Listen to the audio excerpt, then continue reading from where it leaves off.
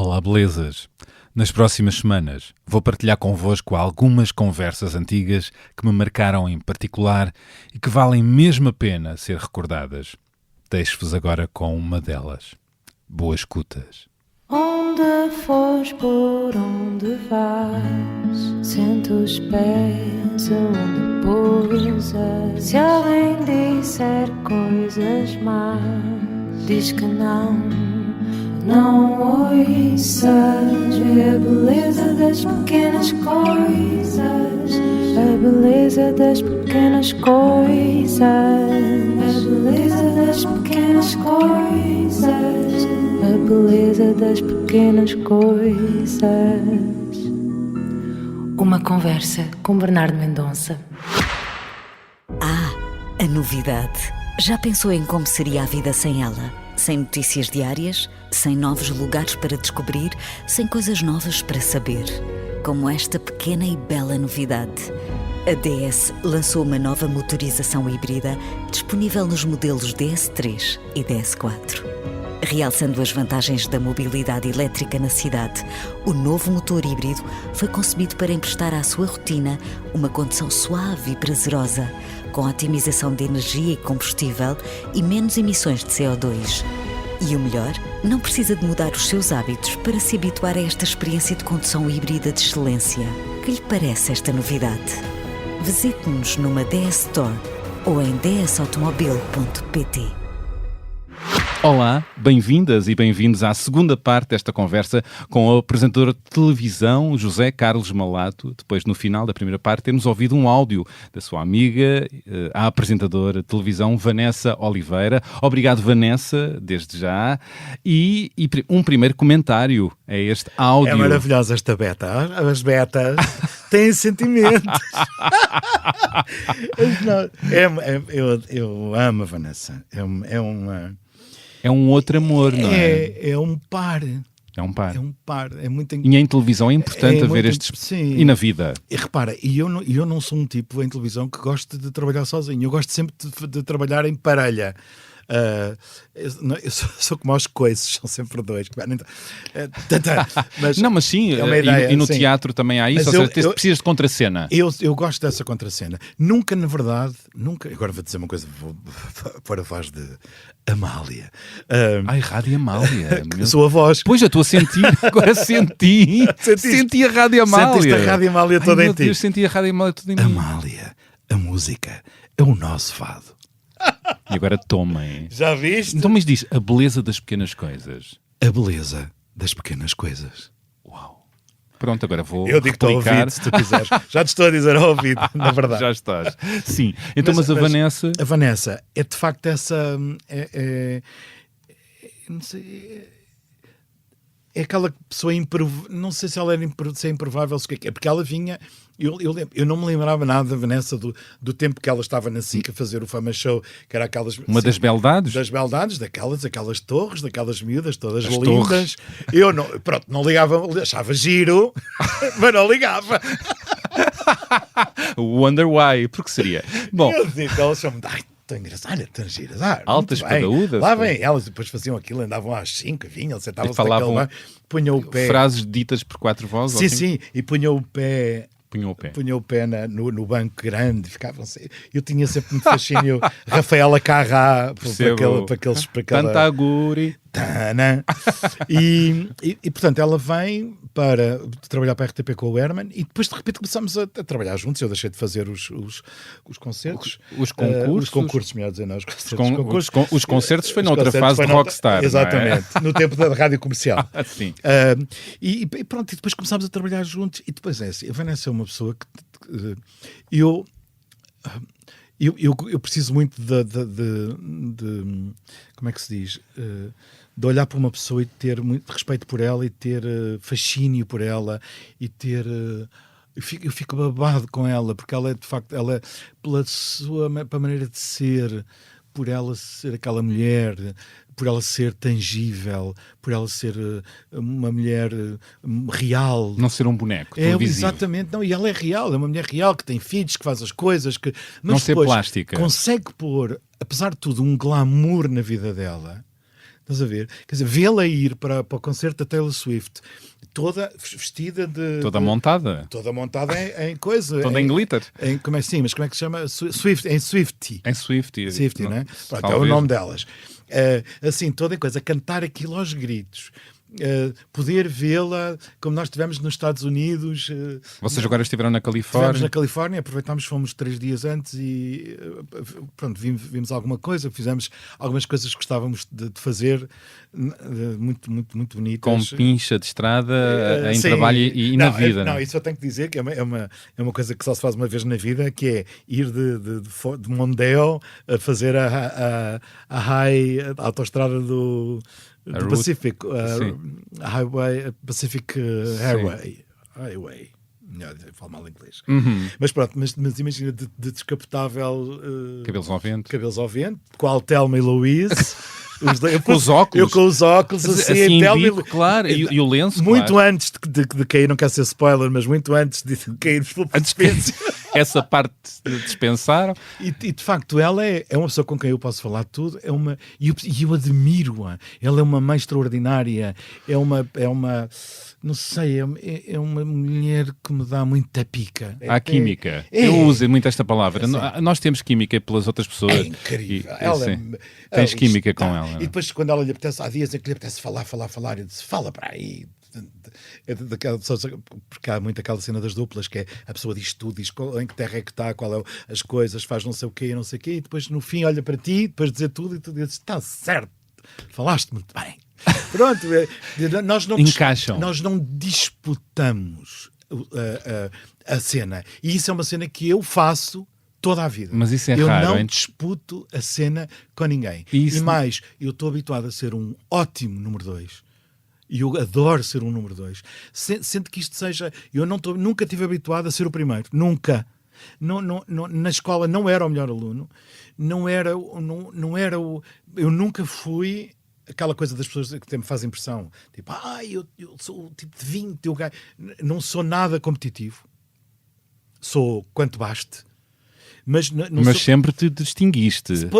Mas isso eu não posso fazer nada, meu amigo. Claro. Eu não tenho culpa nenhuma. E na televisão? Agora, pergunto-se na televisão, essas amizades sinceras na televisão são fáceis de ter? Olha, e se essas disputas por protagonismo e por ser o melhor são as mais frequentes, não é? Sim, acontece muito. Não, eu tenho os meus olhos... Quem é que tem a melhor deixa? Quem é que apanha mais a câmara? Todos temos as nossas coisas. Eu lembro fiz um programa que era com muitas mulheres, não posso dizer agora qual é. E depois estou a tentar puxar pela memória. Não, mas eu vou falar só por metáforas, mas as pessoas vão perceber. E então, eram muitas mulheres e uma mulher que ser convidada. E então, o que é que elas andaram a fazer? Andaram a ver como é que conseguiam os sapatos mais altos para poderem ficar mais alta que a convidada. Mas isso é muito engraçado, porque não é uma coisa que não é bem propriamente... furar um olho, ou aquela coisa dos filmes de tirar a pessoa do 10º andar. No teatro havia o truque de dar um passo atrás ou de sair para a frente, passar à frente. Mas o que é engraçado, na televisão também há truques, não é algo? O que é engraçado é tu teres consciência disso e até fazer, estás a ver? Já te fizeram algumas vezes isto na televisão? Não, mas eu largo logo. O que é que tu fazes? Não largo, deixo logo, calmo logo. Eu sou um tipo... Anulas-te? Não me anulo, pelo contrário. Não, isso não é nada anular. Deixar de falar ou a pessoa agarrar a cena e ela... E fica estrondoso o teu silêncio. Fica estrondoso. Mas é que eu não sou de ir à guerra nessas coisas. Mas o teu silêncio é notado. Pois, e até porque normalmente depois as coisas acabam por não sair muito bem. Às vezes não saem muito bem, aí é ótimo. Assim, agora já te espalhaste à vontade, deixa-me lá salvar. Deixa-me lá ir salvar essa cena. Isso é ótimo. Sim, e depois há aquelas picardias sempre com este e com aquele, não é? Tens também, não é? Tenho. Na RTP temos assim alguns. Este e aquele, não é? Este e aquele. Depois temos com há outro qualquer da SIC ou disto ou daquilo. Estás a ver? Pronto. Porque há muitos egos depois na televisão, há os humoristas que a gente não gosta de nada. Tu já assumiste um outro nome, não é? Pronto, e portanto mas há essas coisas. E o que é que te irrita aí?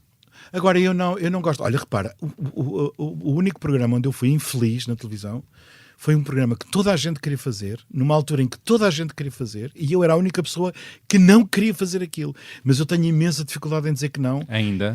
Ainda. Não, hoje não. Mudaste? Hoje mudaste. Hoje digo que não. Na boa. Mas aí fizeste um programa que não querias? Fiz um programa que eu odiava por tudo. Pela equipa, pelas pessoas, pela forma como aquilo era conduzido, por umas pessoas que eu conheci, que eu quero esquecer, e aquele momento foi sempre traumático para mim, e que se chamava Sexta à Noite, que era um talk show que eu... Tu eras a grande figura. Eu era a figura num armazém gigantesco, onde eu tinha que fazer uma entrada a falar de política e a falar de coisas, fazer aquela... A americana? Sim, a americana, onde eu estava sentado numa como é que se chama? Eu falo disto com dificuldade, porque isto foi para mim um traumatismo. Mas... e então tinha uma secretária e tinha o convidado para ir a 10 metros de mim. Era uma coisa horrível. Eu sofria, eu vomitava. Eu lembro, o Justo fazia-me 5, 4, 3. E eu ainda hoje, a lembrar-me disso, sinto os vómitos que eu sentia quando tinha que entrar ali. Era uma coisa horrível. Uma banda que eu não controlava, que não... Era uma coisa sinistra. Não tinhas mão naquilo. Não, porque aquilo não era o meu programa. Aquilo era o programa de umas aves raras que inventaram que aquilo era um programa intelectual. O que é que faziam? Liam o caderno do Expresso ao fim de semana e depois iam... Colavam a cuspa ali. E depois iam fazer o programa com o trabalho já feito. Enfim, não quer ser desagradável. Mas também foram muito desagradáveis comigo. E portanto esse programa, estás a ver, o único programa onde eu estava sozinho, onde eu podia ter até hoje esse programa, foi um programa horrível para mim. Olha, o Carlos do Carmo ganhou o Goya. E ele disse assim, Malato, ele tinha uma consideração por mim, como eu tinha por ele, e tenho, mas ele tinha tanta consideração. Ele disse-me assim, Malato, eu vou-lhe confessar uma coisa. Você fez-me uma pergunta, eu levava as perguntas todas escritas porque só podia fazer aquelas perguntas e diziam-me ao ouvido, não estás a fazer as perguntas combinadas.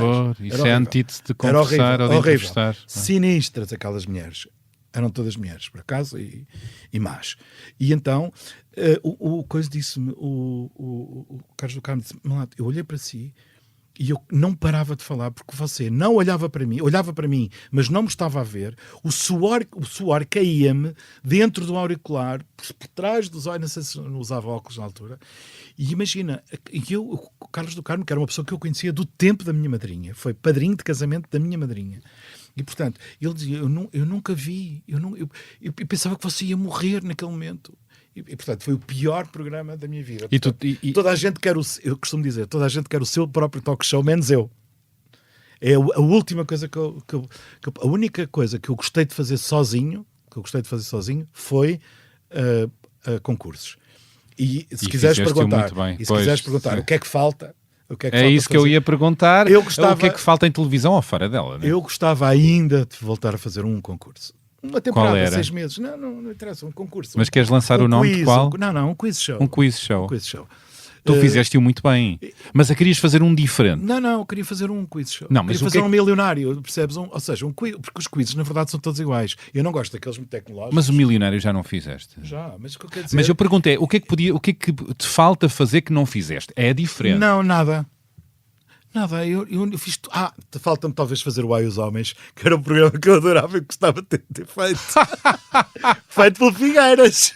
Feito pelo Ai os Homens. Porquê? Porque eu era feito copy. Por ti, era genial. Porque eu era copy. Tu foste copy. Foi a Teresa Guilherme a apresentar. Na SIC durante o tempo do Rangel, portanto, 7, 8 anos. Não, isto era apresentado pelo Figueiras. A Teresa Guilherme a produzir. Sim, e então... E, portanto, eu fazia o copy daquilo. Portanto, imagina, era eu que fazia... Fazer o copy é fazer a promoção. Era eu que fazia a promoção de todo o entretenimento. Como é que era a promoção? Dependia dos programas, aquilo era gravado, não é? E, portanto, eu fazia do Big Show Sick, do Perdoa-me, eu digo ao Baião. Tu há pouco cumprimentaste efusivamente o Baião. Baião, tudo o que eu aprendi foi contigo. Porquê? Porque eu via 5 horas de Big Show 5 para fazer a promoção. Não é? Portanto, tudo aquilo que eu aprendi em televisão foi com ele, costumo eu dizer.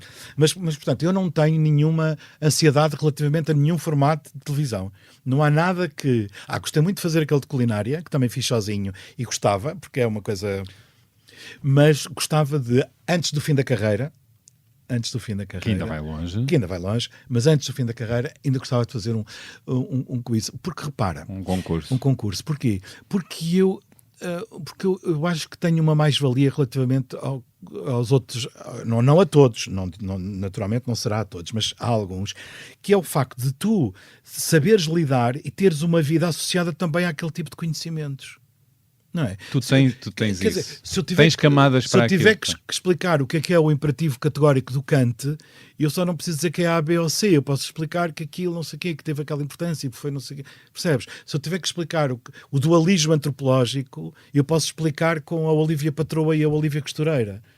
Entendes? Ou seja, eu acho que tenho essas skills, digamos. E não precisas, como de um teleponto para isso. Não, isso também ajuda, não é? Também ajuda. As pessoas a ouvir. Mas normalmente o que acontecia é que as pessoas achavam piada e eu era confrontado com as perguntas ao mesmo tempo em que elas saíam para os concorrentes. E tinha, quando havia informação adicional, que eu dizia informação adicional, esta, mas eu trazia um aporte de pessoa, digamos, e de experiência. E esse aporte de pessoa e de experiência não abunda na televisão? Pergunto. Depende, quer dizer... Na televisão não sei, nacional. Agora fiquei um bocado... Não, sim, há pessoas que têm, mas o problema é que a televisão nacional é muito. Agora tem aqueles programas da manhã e da tarde que continuam a manter o mesmo, digamos, a mesma necessidade de ter pessoas com o mundo e pessoas que saibam o que estão a fazer e que estejam em contacto com a vida, mas depois há também há uma escória atenção, não é de pessoas, eu estou a falar de assuntos. Pois. Ou seja, há todo com os quais eu não me identifico nada e que pretendem e que têm a ver só com coisas que não têm valor nenhum, não sei explicar. Achas que a televisão atualmente, usando também o embalo dessa respiração que diz muito, tu usaste escória de alguns assuntos, achas que é um bom espelho, distorcido ou não, da sociedade, se a sociedade também é assim, ou é condescendente, deseducador, reafirma estereótipos, alimenta-se, empola um certo lado ou um determinado tipo de emoções? Repara, eu estou habituado... Que televisão é essa? Eu estou habituado a uma televisão que fazia isso um bocadinho com... digamos, com entretenimento e não fazia com informação. Já lá vamos. Repara, eu saio da SIC e vou para a RTP fazer promoções na altura em que o Rangel sai. Dizia-se, e vamos imaginar que isto é verdade, que ele acaba por sair. Porquê? Porque queria comprar o Big Brother para meter na gaveta. E claro, isso não foi possível. Falou-se disso. O Balsemão provavelmente não lhe deu, o doutor não lhe e deu. E foi quando a TVI ganhou, não é? Porque a TVI compra o formato de Big Brother. Portanto, é a questão do... O Big Brother acabou por ser o grande alimentador desse tipo de televisão. Que é diferente da televisão do Big Show SIC, repara. Porque a televisão em movimento do Big Show SIC, feita pelo Edilberto Lima e muito bem pelo João Baião, o Rangel, as pessoas diziam-lhe, os intelectuais diziam-lhe: "Oh Rangel, porra, aquilo ali não é... Mas que programa é aquele?" Aquilo não é para ti. Não vejas, aquilo não é para ti. Portanto, acho que a fulanização veio muito mais de coisas como o Big Brother, que depois arrastaram toda a gente poder ter aquilo que lhe apetece nas redes sociais. Portanto, há, digamos, essa amálgama de coisas. Portanto, depois também em busca digamos, das audiências, e depois também, que é uma coisa terrível, que é a informação também hoje em dia, ser muito contaminada pela questão das audiências. Portanto, ou seja, a televisão hoje, sim, quando me perguntas a televisão, a gente já não pode... Eu estava habituado um bocadinho àquela cisão entre a informação e eles não riam, eles não riem, eles não vão aos Globos de Ouro, eles não vão... Não é? Portanto, a SIC fez isso de uma forma muito... até agradável, com essa junção entre informação e entretenimento, e a TVI foi um desastre. Acho eu que foi um desastre. E achas que a televisão, o entretenimento e a informação está muito contaminado com essa maneira de fazer televisão? Acho que é muito entretenimento, muito entretenimento, nada contra. Mas bom entretenimento ou mau? Não, todo mau entretenimento. E além disso,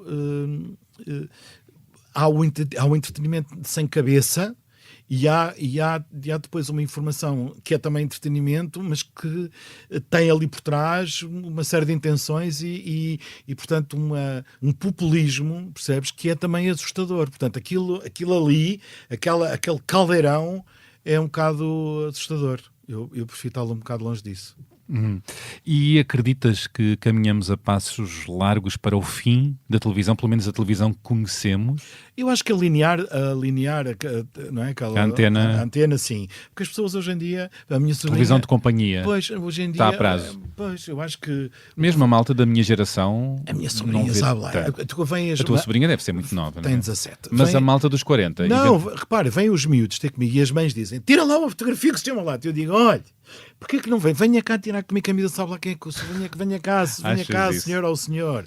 Se porque os miúdos ficam a olhar para mim com cara de tipo, quem é este homem? Estás a perceber? Não vale a pena tu estares porque eles não sabem.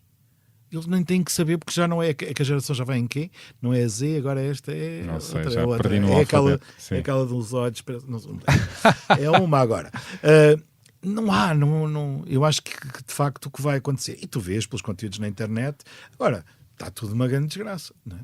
Os conteúdos da internet e as cenas todas, como é que tu vais descobrir? E agora com a inteligência artificial, A inteligência artificial mais uma coisa para vir confundir tudo. O Elon Musk disse que a inteligência artificial vai acabar com todos os nossos empregos, a comunicação, a apresentação. Não sei. Cada vez mais... Sabes o que é que eu acho? Eu acho que isso já aconteceu com os jornais, com a rádio. Dizia-se que os jornais iam acabar quando começou a rádio, depois que a rádio ia acabar quando começou a televisão. Pronto, enfim, estão ainda todos cá. Agora, é claro que já não tem a rádio tem sido dos meios que melhor se reinventou. Exatamente. Os podcasts, claro, nomeadamente, não é? Porque as pessoas continuam a não poder ouvir rádio das 7 às 10 e quando voltam para casa no carro. Porque no momento em que deixarem, em que puderem ver, como eu via em São Francisco, aqueles que eu pensava que era o carro da Google, afinal eram os táxis, que eu sou a vozinha da internet. Eu achava que aquilo eram táxis não conduzidos, não é? Táxis. E eu achava que aquilo era o senhor Google que andava a fazer o mapeamento das estradas. Quando isso acontecer, quando tu puderes ver outra coisa que não ouvir rádio no carro, acho não que... estou certo, porque os podcasts estão em crescimento. Não, mas eu estou a falar do linear. Mas os podcasts são muito também feitos na rádio, pois, e portanto a rádio tem-se adaptado com uma parte das conversas, dos programas em antena, mas com produção mas o formato para fora da antena. E estávamos a falar do linear, porque pois. A televisão não vai acabar, a rádio não vai acabar. O streaming, agora, o futuro da televisão pode ser o streaming, não é? Ver o que queremos à hora que queremos. Porque, por exemplo, eu agora vim aqui, eu normalmente não dou entrevistas, mas pronto, agora gostei imenso e tenho muita curiosidade em ouvir os teus programas todos para trás. Ele pescou-me o olho, que é como quem diz, nem pensar. Não, como quem diz, opá.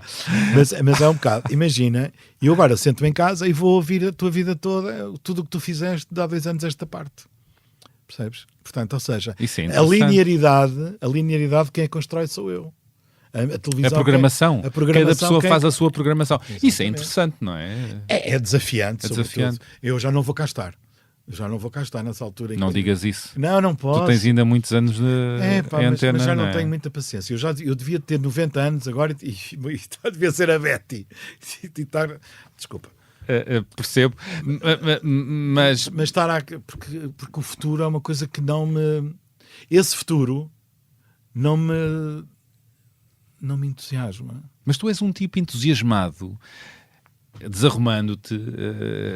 Tu ao mesmo tempo vejo-te curioso, entusiasmado, com o ar destes tempos, e portanto não te vejo, apesar dos 60, não te vejo... Achas que isto é um exercício de estilo? Se calhar Acho que não te vejo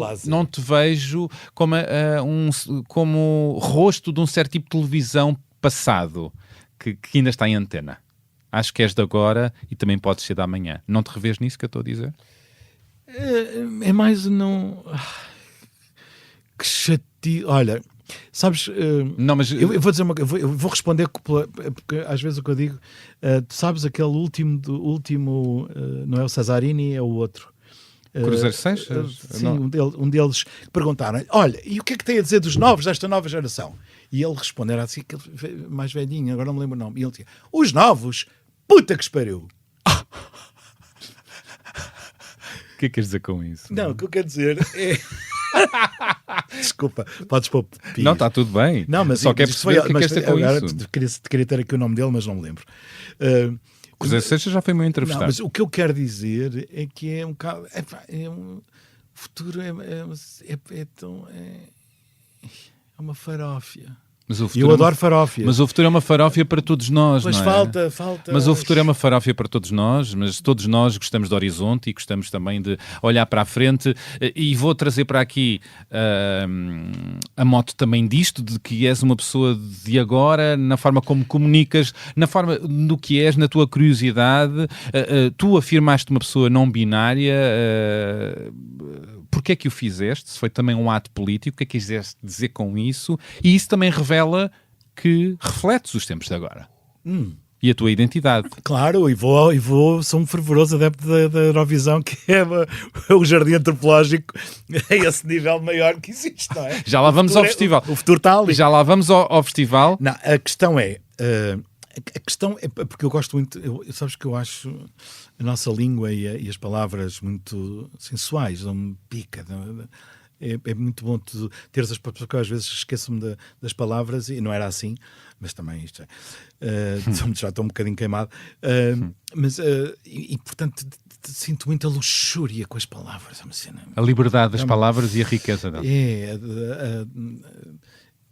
Aquela doçura, aquela carícia, a carícia das palavras.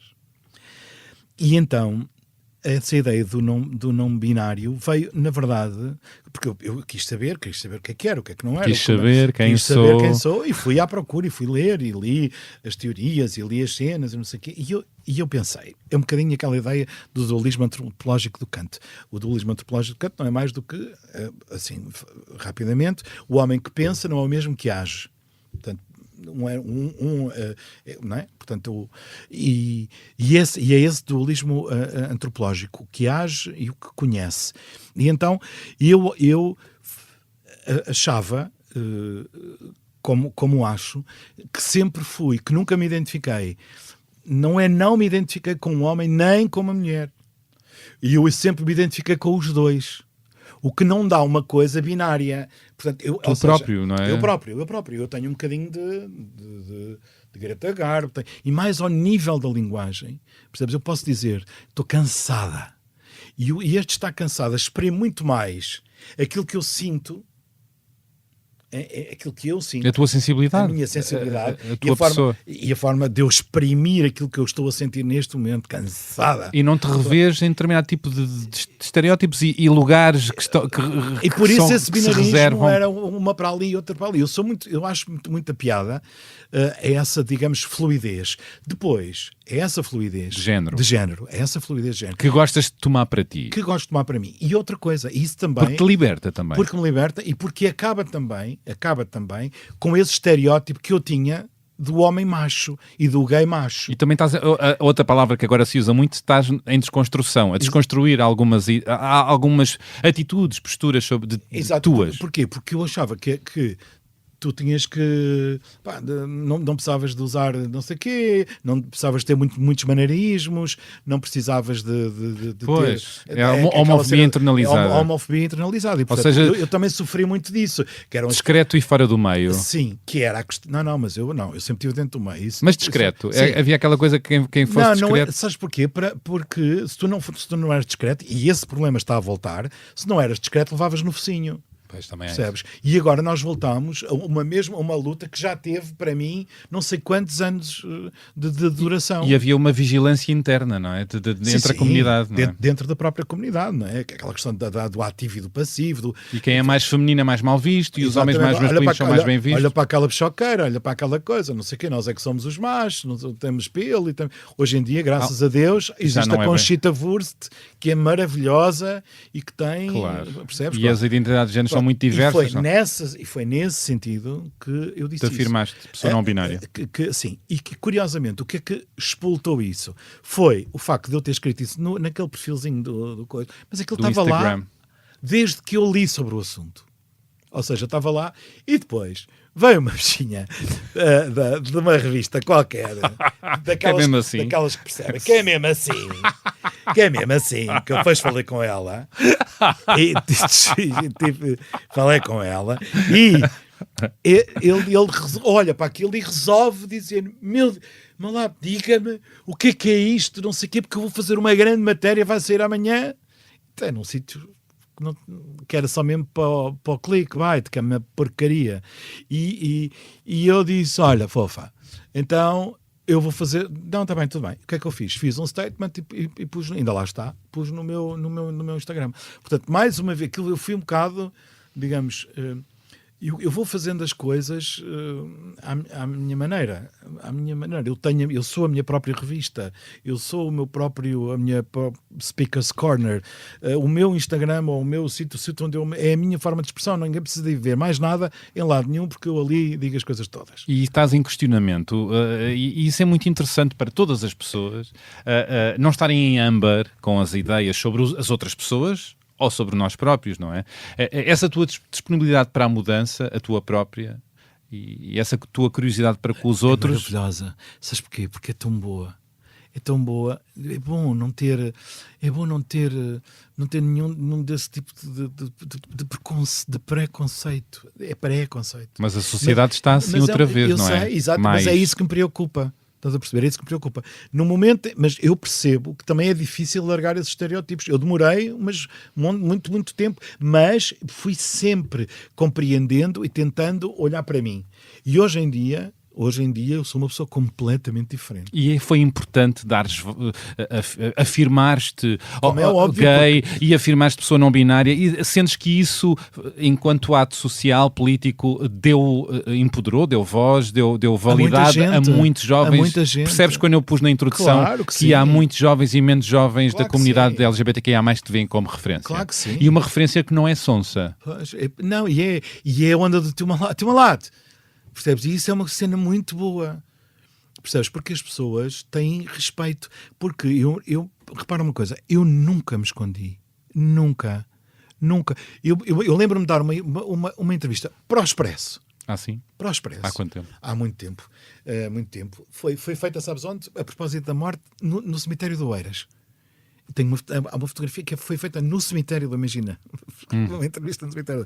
E eu creio que foi nessa entrevista em que eu dizia: então mas já encontrou a sua princesa encantada? E eu disse: não, é melhor, não, eu é o príncipe perfeito.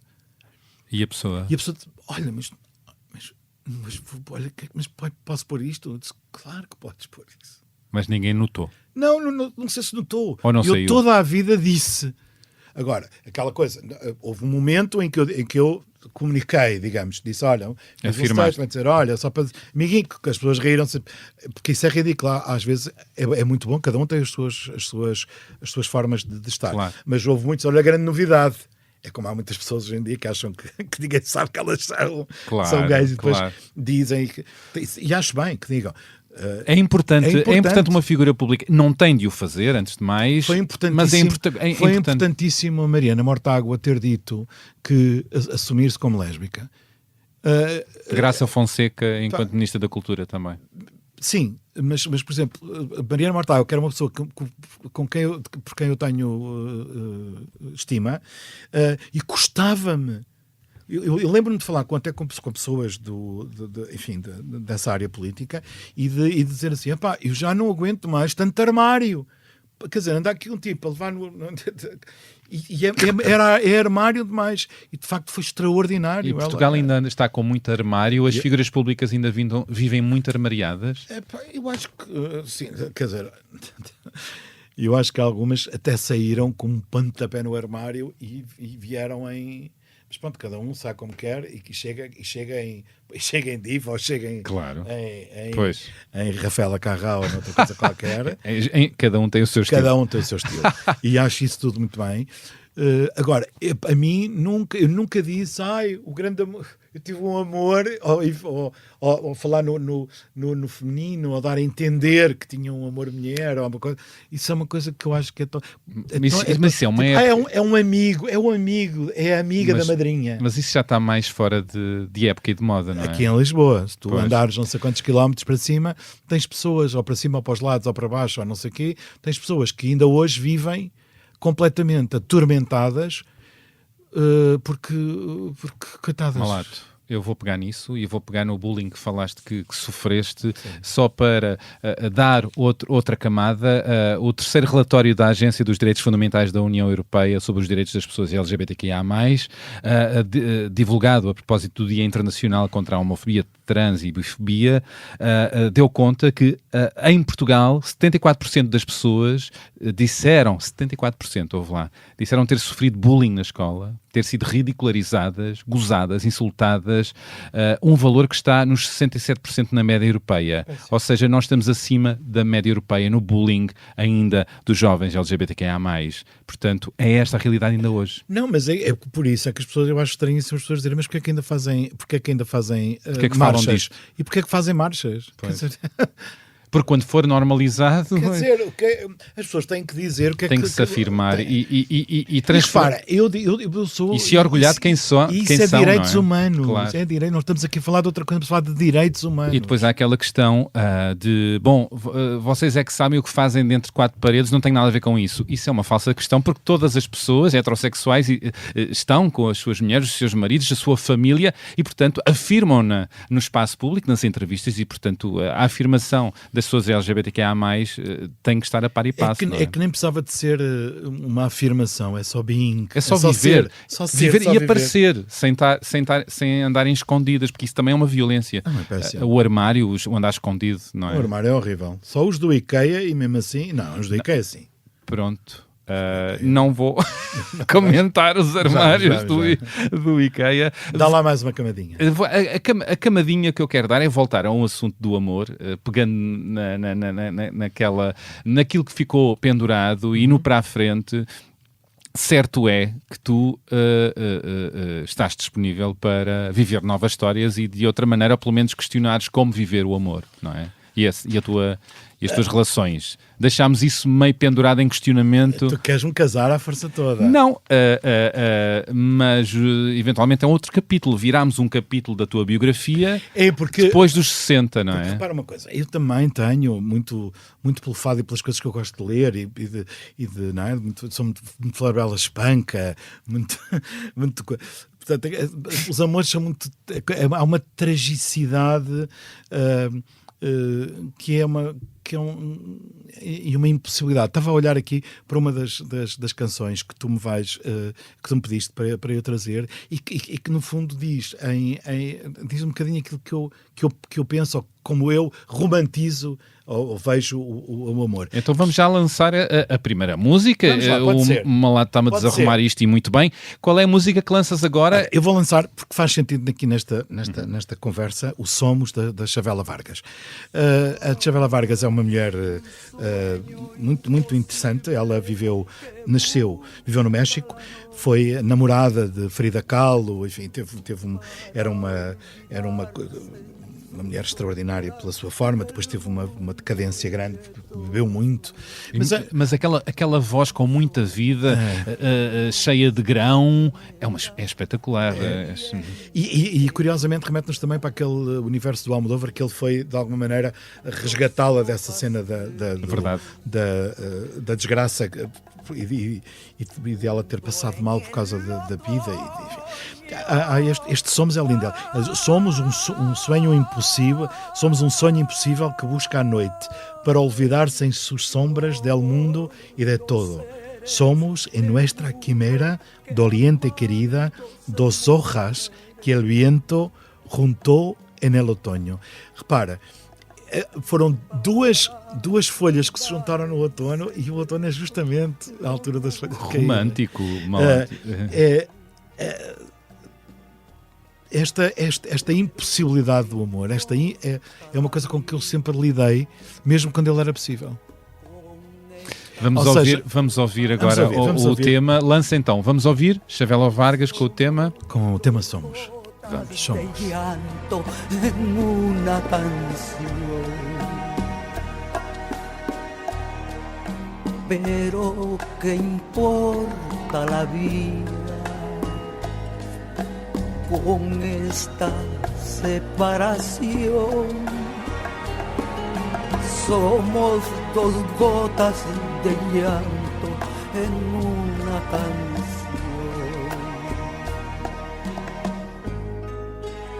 Nada más, eso somos. Maravilha de tema. Ainda queres dizer mais alguma coisa rapidinha sobre o tema ou podemos passar para a próxima música? Somos dos gotas de llanto em uma canção. É maravilhoso. Meu Deus.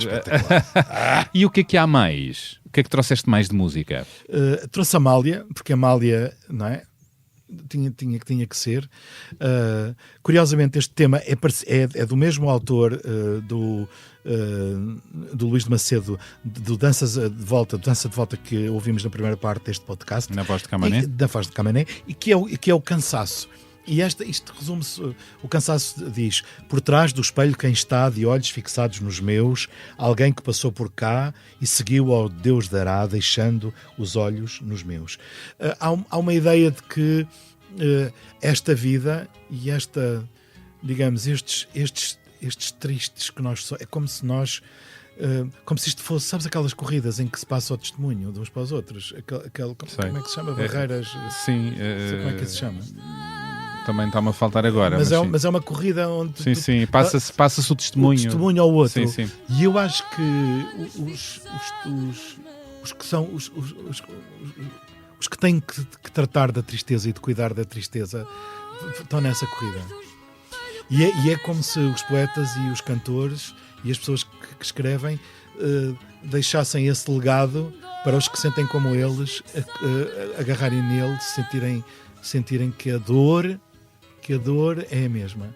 Essa dor, curiosamente perguntavam à Amália, o irmão da Amália, num parabéns do Herman, dizia-lhe: quer fazer uma pergunta? O Herman, com a sua maneira, pergunte lá à sua irmã qualquer coisa, o que é que quer perguntar? E o homem perguntou-lhe: mas porquê que ela é tão triste? Porquê que ela está sempre triste? Eu lembro-me disso. Lembras-te disso, não é? Lembro. E essa ideia é essa tristeza, que eu acho que é uma passagem de testemunho há uma parte que diz: tudo o que eu faço ou não faço, outros fizeram assim. Daí este meu cansaço de sentir que quanto faço, não é feito só por mim. Eu gosto desta legião de anjos tristes, desta legião de cisnes negros, que não sendo maus, são negros. E que nos amparam as dores. Mas que no fundo são eles que estão ali, não é? Porque muitas vezes não se dá por eles, muitas vezes não se percebe o tamanho do sofrimento, mas eles estão lá e eles asseguram. Podia ter trazido tanta coisa. Como é que te lembras da Amália? Muito sinteticamente, antes de lançarmos a música, que imagens é que tens dela, dessa época de criança? Tenho mais uma imagem, tenho imagens de fotografias, porque ela fazia um acampamento onde estava a minha madrinha e, portanto, eu tenho esse espólio todo de fotografias. Lembro-me das vezes que estive com ela. Eu nunca falei com a Amália, mas acontece que uma das pessoas, a Amália tinha muitas, no mundo inteiro, tinha muitos fãs, e acontece que eu conheci uma pessoa quando estava a fazer o Portugal no Coração, que era belga, e que se apaixonou por Amália com apenas 14 anos, e que é a Nicole. E a Nicole, o Vítor Pavão dos Santos fala dela, e de repente o que acontece? Anos mais tarde, muitos anos mais tarde, eu comecei a fazer o Portugal no Coração no Porto, e a Nicole entrou em contacto, e nós descobrimos que a Nicole era uma pessoa que figurava nas fotografias de casa da minha madrinha. Porquê? Porque ela vinha de Bruxelas, ficava a dormir em casa da Amália com 14 anos. Ficava a dormir em casa, e muitas vezes a Amália saía, tinha espetáculos, e ela ficava em casa da minha madrinha. E aí conheceu-me. Era eu aquela criança. Um amor era no eu, bastidor. Era eu aquele miúdo. E, portanto, Hoje eu tenho muitas coisas, tenho muitos manuscritos da Amália e tudo isso porque ela me deu e porque era de facto a Nicole.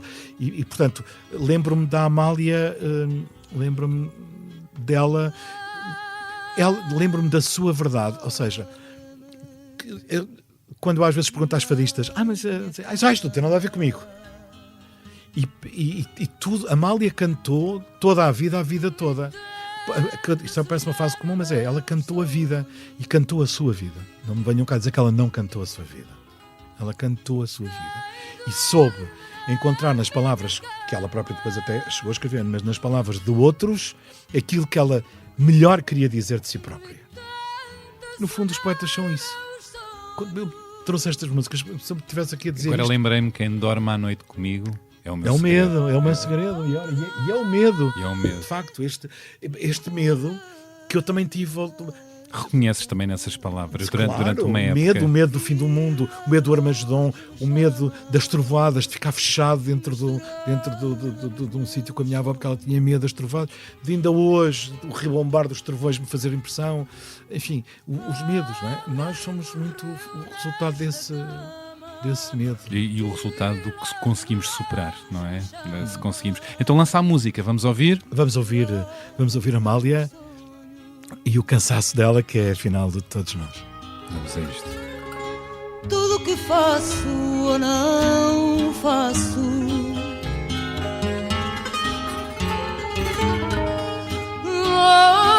outros fizeram assim. Tudo que faço ou não faço,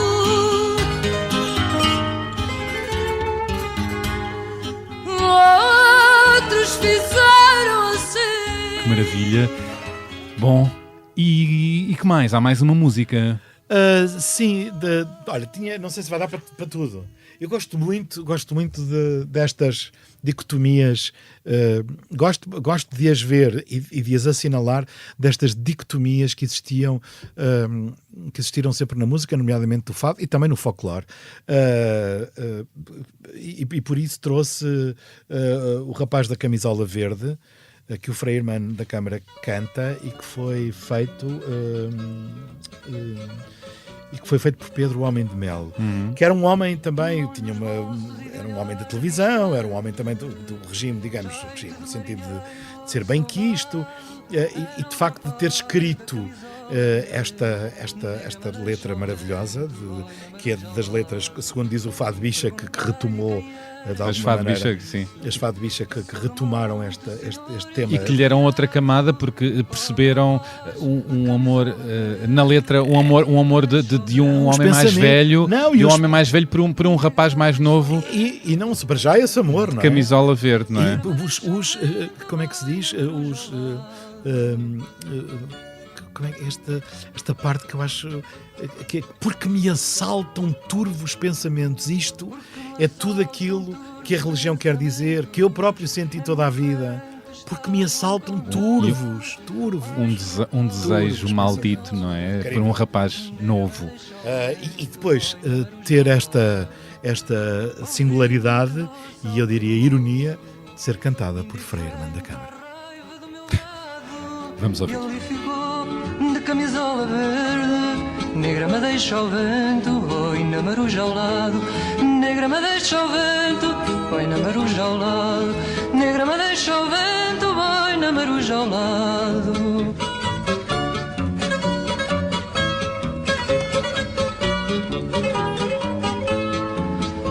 Soube depois ali que se perdera esse que só eu pudera ter salvado. Ai do rapaz da camisola. Maravilha, e tem uma versão das Fado Bicha, que é para ver, que é para ouvirem também, já com outra leitura deste tema. Maravilha. Eu agora gostava que tu lesses o texto que escolheste, aliás, a poesia que escolheste ler. O que é que escolheste? Olha, eu tinha tanta coisa para escrever. Tenho aqui este livro dos 20 anos de poesia do Ari dos Santos, que curiosamente cheira a livro. Cheira a livro, pois é. Adoraria ter conhecido o Ari. Grande figurão. E este livro, deixa-me ver, é de 1984, mês de outubro. E tem muita poesia importantíssima. Mas escolheste Eugénio de Andrade, não é? Escolhi Eugénio de Andrade porque é um poema longo, não é muito, sim, é longo e eu não digo muito bem, mas, no entanto, todas as músicas e todas as coisas que eu escolho e de que eu gosto são coisas que me dizem.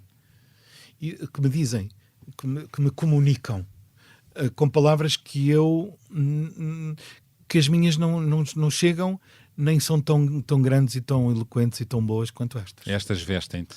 É o poema à mãe. No mais fundo de ti eu sei que te traí, mãe. Tudo, porque já não sou o retrato adormecido no fundo dos teus olhos. Tudo, porque tu ignoras que há leitos onde o frio não se demora e noites rumorosas de águas matinais. Por isso, às vezes, as palavras que te digo são duras, mãe, e o nosso amor é infeliz. Tudo, porque perdi as rosas brancas que apertava junto ao coração no retrato da moldura. Se soubesses como ainda amo as rosas, talvez não enchesses as horas de pesadelos. Mas tu esqueceste muita coisa. Esqueceste que as minhas pernas cresceram, que todo o meu corpo cresceu e até o meu coração ficou enorme, mãe. Olha, queres ouvir-me? Às vezes ainda sou o menino que adormeceu nos teus olhos. Ainda aperto contra o coração rosas tão brancas como as que tens na moldura. Ainda ouço a tua voz. Era uma vez uma princesa no meio de um laranjal. Mas, tu sabes, a noite é enorme e todo o meu corpo cresceu. Eu saí da moldura, dei às aves os meus olhos a beber. Não me esqueci de nada, mãe. Guardo a tua voz dentro de mim e deixo-te as rosas. Boa noite. Eu vou com as aves. É pronto. Obrigado. E pronto, Está muito dito. Como é que queres comentar este poema que diz muito sobre ti? Olha, eu diria com outra frase que não é minha. É bom ter pessoas e conhecê-las. Sabes aquela música do Veloso que diz: todo homem precisa de uma mãe. É só isso que eu tenho para dizer. Obrigado. Estamos a celebrar os 50 anos. Vamos beber água. Sim. Vamos beber água. Vamos beber água. E obrigado pela partilha e pela escolha. Estamos a celebrar os 50 anos do 25 de Abril. Que revoluções é que falta fazer neste país? Olha, eu acho que as revoluções já estão... Agora, as revoluções já estão todas feitas. Agora é só preciso ir olha, eu vejo isto assim como uma casa que tem os pilares. Tem os pilares feitos, mas não é uma casa. E agora é preciso tu construir as paredes. E há quem queira destruir a casa. Pôr os cômodos, como se dizem. E há quem queira lançar fogo na casa e destruir a casa. Não é? E destruir, quer dizer, e não construir e deitar ainda abaixo aquelas coisinhas, quer dizer... Nós precisamos de viver. Ninguém, quer dizer, uma pessoa que vive numa casa sem janelas, como diz o outro, não é? Não tinha teto, nem tinha nada, não é uma vida. E a questão da habitação é não é uma vida, não é? Portanto, o que nós temos é uma sociedade que tem os alicerces, mas que depois não tem mais nada. Morres de frio lá dentro, morres de dificuldade em te relacionar, tens uma grande vista, mas se dás um passo em falso, cais e morres. Percebe? É isso. Eu vejo uma casa que é preciso cuidar e que é preciso continuar a construir. Tu dizias que eu me desconstruí e eu acho que nós temos que ser operários, não é? Como diz a canção, operários em construção. Um operário em construção de tudo. De toda a vida, agarrar nesses tijolos que a gente pensava que já estavam ali, mas que de repente olhamos e já foram roubados e já foram partidos. E reconstruir a nossa democracia e lutar pela democracia e por uma vida e por vidas justas, não é? Sabes porquê? Porque há pessoas, como as pessoas de 60 anos, que já lutaram por tanta coisa ao longo da vida, que já estão um bocadinho tipo, epá, deem-me um pouco de descanso. Não, e há forças contrárias a querer regressar para outros tempos, para o antigo regime, não é? Não convivem com a democracia. Mas repara, havia sinais e sempre houve sinais. Quer dizer, quando Salazar é eleito como o português do ano, o português... Não é? Sim, num concurso televisivo. Quer dizer, havia sinais, mas eu, sinceramente, com a minha ingenuidade, nunca pensei que nós conseguíssemos retroceder a esta maneira. E depois, por exemplo, tenho muito respeito pelo Papa Francisco, tenho mais pelo Cardeal Tolentino, que é um poeta. Papa Francisco agora teve declarações muito questionáveis. Ele disse que já chega de mariconsos na igreja. Mariconsos na igreja e já pediu desculpa, disse que aquilo foi lá entre eles, estavam todos num chazinho. Sim. Mas o que eu acho é que nem é tanto, enfim, quer dizer, não se deve, mas enfim. Mas o que é que isto revela da Igreja e do Papa? Isto revela a hipocrisia que sempre existiu. Sempre. E a homofobia. E a homofobia internalizada também. Externalizada, até porque eles, não é? Porque isto valida, não valida que na sociedade, quando um Papa diz eu não quero mais maricas aqui... Atiram, fazem com a Maria Madalena. Não é? Que atiram e depois tem que vir outra, tem que voltar. Cristo está aqui neste livro do Mário dos Santos. Cristo, ele tem que voltar outra vez. Ele tem que voltar para dizer outra vez quem nunca pecou que atira a primeira pedra. Quer dizer, é outra vez que isto e toda a gente sabe o que é que fazem estes fascismos. Quer dizer, o atira pedra na Geni, não é? Tudo isto, as vítimas sacrificiais acabam sempre por ser as mesmas. Isso é que é incrível. E é assim, as pessoas estão fartas de levar porrada. E a Igreja não é inocente nisto. A Igreja é uma desgraça. Tem um papel social muito importante em coisas, enfim, já teve mais... E ninguém está aqui a questionar o papel importante, mas por favor, quer dizer, ninguém está à espera que qualquer igreja diga que a homossexualidade é uma coisa não sei o quê, que as pessoas... Não, quer dizer, porque as pessoas não se pode pensar o caos, não é? Porque quando se pensa o caos, as pessoas têm que transformar um cosmos racional para o poderem pensar.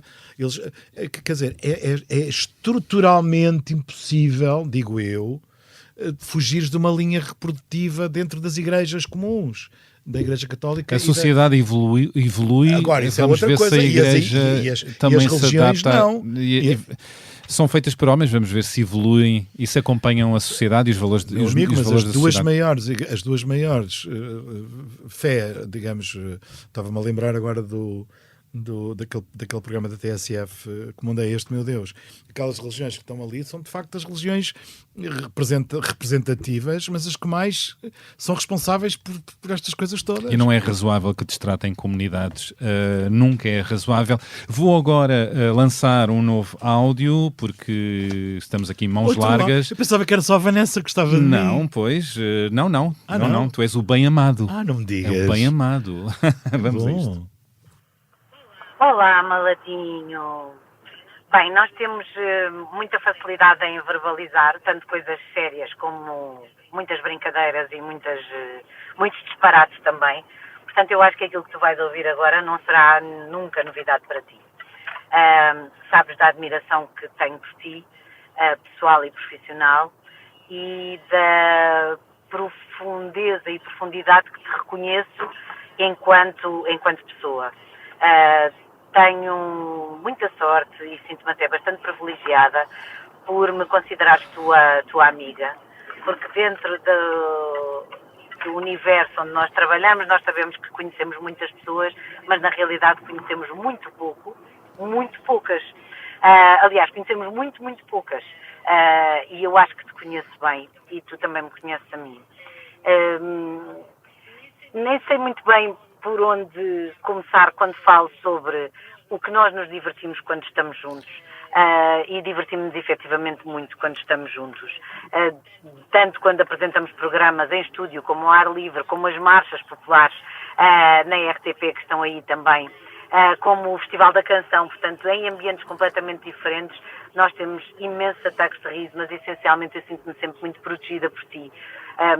Sendo que temos muita facilidade em descambar e, portanto, há alturas em que eu nem sequer posso olhar para ti, porque senão vamos os dois desatar a rir às gargalhadas e ninguém pega no assunto outra vez, porque é muito difícil mesmo.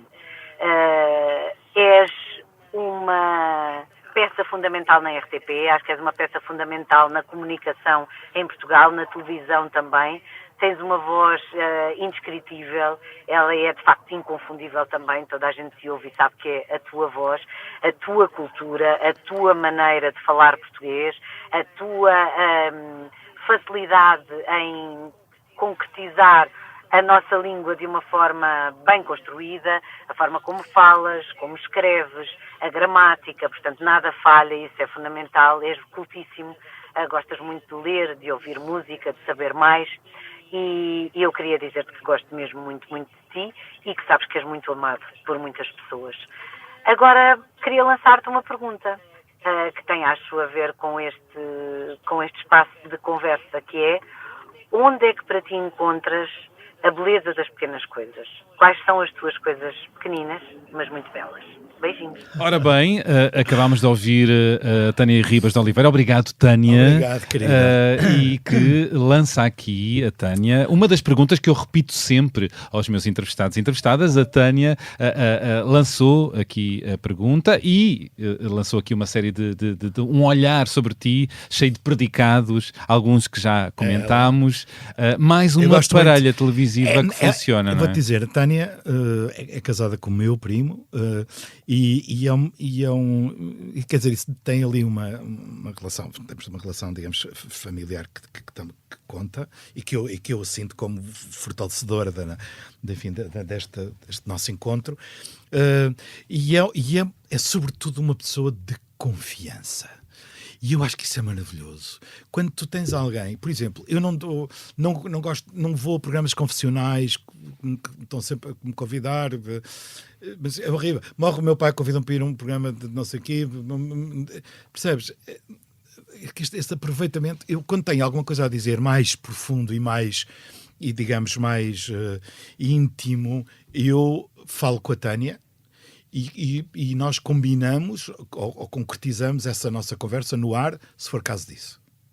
E ela disse-me: eu gostava muito que tu fosses lá e que pudesses falar nisso para as outras pessoas. Porque eu tento sempre fazer um bocadinho com que a máxima da minha ação seja universalizada. Mais uma vez o Kant, que é um bocadinho determinante na minha forma de pensar em algumas coisas. Mas essa universalidade da máxima acho que é importante. E é por isso também que eu falo. Porque outras pessoas se podem rever e eu posso de alguma maneira ser... Agora tomar ajuda, sei lá. E de facto, a Tânia é isso. É uma pessoa de confiança. E é muito... E eu gosto muito dela. Muito dela. É uma pessoa de coração, no coração. Sabes há um coração cá nos emojis. Há um coração que faz assim um coração normal, como nós sabemos, não é? Que não sei explicar agora aqui no ar. E há outro coração que mostra o músculo. Ela é isso, é um coração de músculo. É um coração mais realista, sei. Músculo. Gosto, sim. É como ela é. Que bonito. É como ela é. Olha. E a pergunta que ela me fez. Ela faz a pergunta, claro, ligada ao nome deste podcast, a beleza das pequenas coisas, que pequenas coisas do dia-a-dia são mesmo pequenas coisas. Atribuis interesses e beleza. São mesmo pequenas coisas. Eu atribuo toda a beleza das coisas àqueles 3 seres que eu tenho na minha casa. Que são? Por razões diferentes. O Cajó, a Marilu, que são dois personagens do Herman. A Marilu é aquela que morava na Merdaleja, não é? Marilu. E o Cajó era o que andava com a Aidinha, que é filha da Maria Rueff e do Nelo. Que ela dizia: é um rapaz agarrado ao cavalo, mas um rapaz espetacular. Que é o Cajó. E a Marilu habitava o tal canal. O tal canal. A Marilu e o Cajó. E depois o Tefão. O Tefão, o gato. Eu tive um grande desgosto porque eu tive 2 boxers, foi a minha primeira. Tudo isto são processos. Sabes que eu era aficionado. É incrível, não é? Eu nasci no Alentejo e era aficionado. E depois fiz um trabalho tão lindo, interior e de tudo, de amor, tão grande, que decidi ter um cão. E então foi quando veio a Jolie, que era uma boxer. E que foi quando eu descobri o amor pelos animais. Que não tinhas uma relação diferente. Que não tinha mesmo. E de repente aquele amor foi um amor tão, não sei, tão preenchido, uma coisa tão condicional, fulfilled, uma coisa mesmo. Depois veio o Pipo, portanto era a Jolie e o Pipo, entretanto a Jolie morreu, teve um processo péssimo de cancro, como meu pai teve, horrível, e morreu ao fim de 9 anos, e o Pipo morreu 2 meses depois de saudade, nunca mais foi o mesmo, morreu ao meu lado na cama às 7 da manhã, e eu tive um desgosto horrível. E os meus amigos, mais uma vez, todos, a Vanessa, toda a gente se juntou e trouxeram-me estes 2 seres que... entretanto, o que acontece? A minha irmã, eu não gostava de gatos. A minha irmã, parece aquelas velhas a contar histórias, nunca mais acabam. A minha irmã, eu fiquei sem os 2 cães e ela disse, tens aqui o Tufão, que era o gato que estava em casa dela com 7 anos. Eu disse, mas eu tenho medo de gatos. Eu não sei o que é de fazer ao Tufão. Ela disse, não me interessa, arranja-te com ele, tu não vais ficar nesta casa sozinho sem... Ela entregou o gato dela por amor. Ela disse, tu não vais ficar não quero que fiques nesta casa sem animais. E ela pôs-me o Tufão e eu fiquei a olhar para ele com medo dele. Ele é um siamês, castanho, a olhar para mim com ar, e andámos ali 2 dias, tipo, Tufão, sabia o que é que havia de fazer, mas tinha muito medo dele. E ele vinha, e o que é que acontece? Começou a crescer um amor, que foi um amor muito grande e que foi um lenitivo, que foi ele que fez o meu luto. E o que acontece? De repente vêm 2 Jack Russells completamente malucos, que é a Mário lindos, que são completamente malucos e que odeiam o Tufão. Odeiam, não podem nem ver. E então eu tive ali com um grande problema, porque tenho que gerir agora, mais uma vez, o cão e o gato. Problemas caseiros, claro. É a dualidade antropológica, meu amigo. Mas esse sejam amor, amiguinhos. Mas esse amor é lindo. É lindo. É maravilha. É lindo. É tudo. E dou-me com pessoas hoje, sei lá, com a Rita Blanco, com pessoas que gostam dos animais e que têm de facto essa ligação com os animais e com as cenas que é realmente extraordinário. Sou muito amado também aí. Que bom. Eu repito esta pergunta também a todas as pessoas que entrevisto e que trago aqui a este meu espaço. A vida tem sido boa para ti? Tem. Sim, tem sido boa.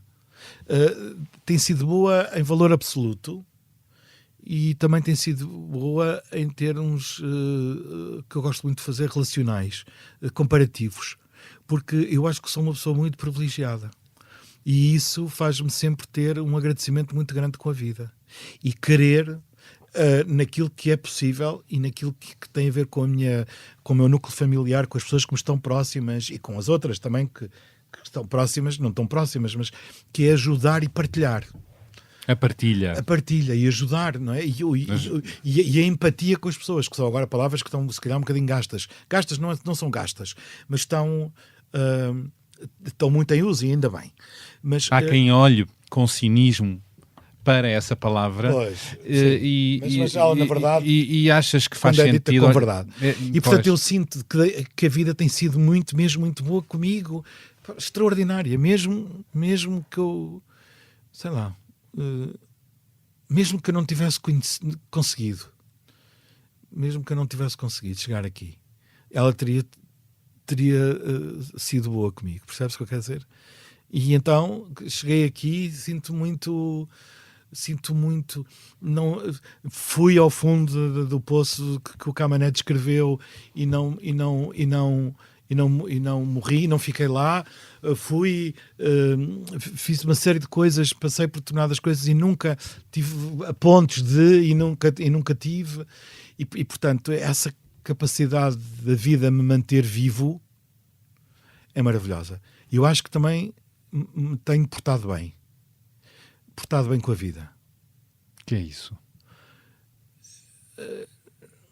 Não sei, é agarrar as oportunidades que ela nos dá, é não olhar para o lado, não me distrair nisso. É assim, a porta está fechada, vou por outro lado. Ou seja, é perceber os sinais e não ir contra eles e agarrar neles como uma boleia, como uma carona. Com a expressão brasileira. Que eu gosto. Estás disponível para o imprevisto e o que a vida dá. É isso. Isso é uma grande lição. E tenho aproveitado essas oportunidades que ela me dá e pronto. Essas caronas. Essas caronas. Carona. Já não ouvi essa expressão há muito Mas tempo. eu gosto da carona. Gosto muito. Obrigado, José Carlos Malato, por esta carona de conversa. A tua também foi boa. Eu gostei muito. Obrigado por este encontro que andava a tentar marcar esta conversa contigo há muito tempo. Éramos tão novos, eu era... Mas eu acho que tu és um tipo honesto, muito honesto nas tuas intenções. E isso é condição sine qua non. Não tentas tirar vantagem das pessoas nem das suas fragilidades, supostas fragilidades. E isso é notável nos dias em que vivemos hoje em dia. Não escarafunchaste nem um minuto em nenhuma das minhas dores, passaste a mão pela minha pele respeitando as minhas cicatrizes e pronto, e agora vais-me até dar um abracinho no fim disto tudo. Obrigado, Malato. Obrigado. E terminou assim este episódio com o apresentador e amador José Carlos Malato. Espero que tenham gostado. E se sim, façam-se ouvir, enviem críticas, sugestões, opiniões e partilhem o podcast com a malta boa que vos rodeia. Podem encontrar nas redes sociais. Gosto sempre de vos ler. Como sabem, o genérico deste podcast é da autoria da Márcia, feito com a colaboração de Tomara. As fotografias são de Matilde Fiecchi e a edição áudio é de João Ribeiro. E pronto, é tudo por agora. Volto para a semana com mais uma pessoa convidada. Até lá, já sabem, tenham boas conversas com empatia. Malato, como é que te despedes das pessoas? Uma frase, uma ideia? Eu tenho sempre, sabes que as pessoas têm sempre, nós acabamos por estudarmos comunicação e acabamos por também chavões. Apanhar aqueles chavões, e é para te dizer que já fui muito feliz aqui contigo hoje neste estúdio. Toda a gente me pede para eu dizer esta palavra, já fui tão, diga lá que já fui feliz aqui. Já foi muito feliz. Já posso dizer que tenho isto no currículo. Tens no currículo. Oh meu Deus! Uma medalha. Beijinhos. Obrigado. Obrigado.